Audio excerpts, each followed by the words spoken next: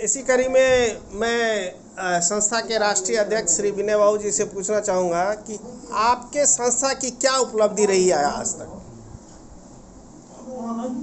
सबसे पहले तो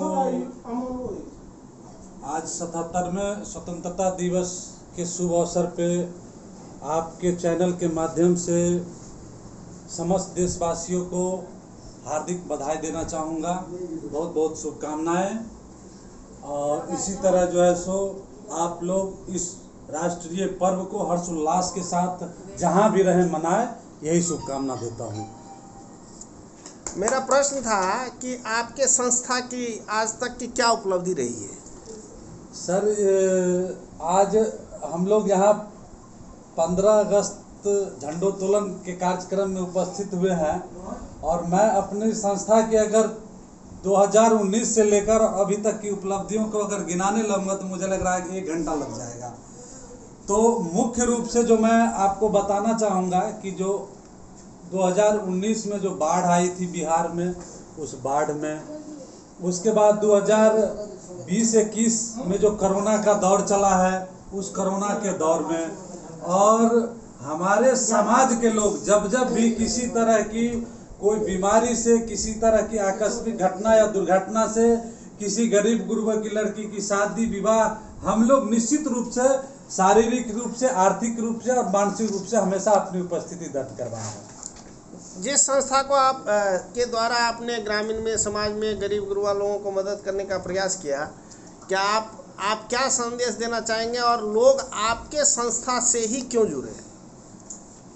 देखिए सर, संस्था तो अपने समाज में भी बहुत सारी बनी हुई है और हमारे जो हम लोगों ने जो संस्था, ऐसा नहीं है कि हमारी ही संस्था बहुत अच्छी है, ऐसा मैं नहीं कह रहा हूँ।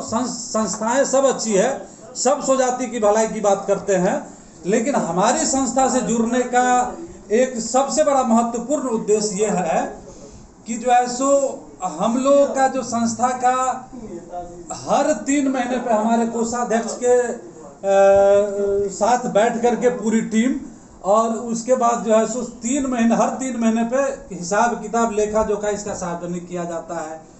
सबसे पहले तो यह है हिसाब किताब में। उसके बाद जो है सो हमारी संस्था में हर 3 साल बाद एक आम चुनाव होता है और जिसमें नए लोगों को आने का अवसर मिलता है। बहुत सारे संस्थाओं में ये भी देखा गया है कि अगर वो आज संस्था के कोई पदाधिकारी बन गए हैं तो जब तक वो जिंदा रहेंगे तब तक वो पदाधिकारी रहेंगे, और उनके मरने के बाद पूर्ण विश्वास है मुझे कि उनके बेटा को, भतीजा को, उनके रिश्तेदार को ही वो पद दिया जाएगा।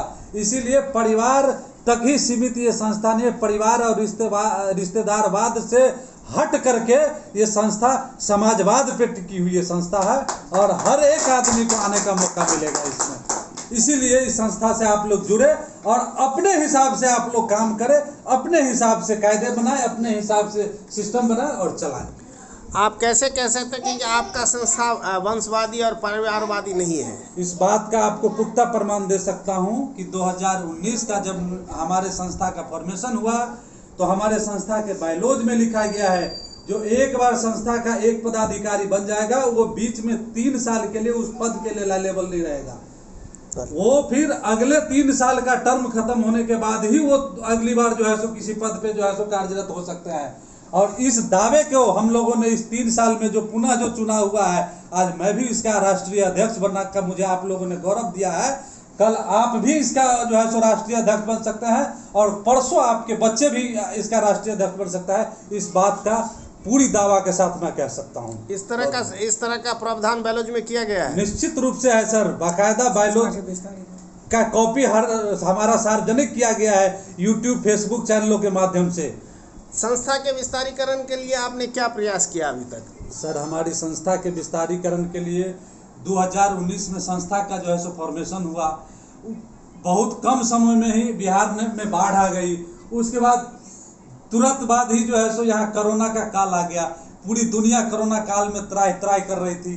2022 से हम लोग जो है सो फिर से संभले हैं और 2 सालों में हमारी धमक बिहार तक पहुंच रही है। ये बहुत बड़ी हमारी उपलब्धि है। लगभग हर गांव तक हमारी संस्था के बारे में लोग जानते हैं।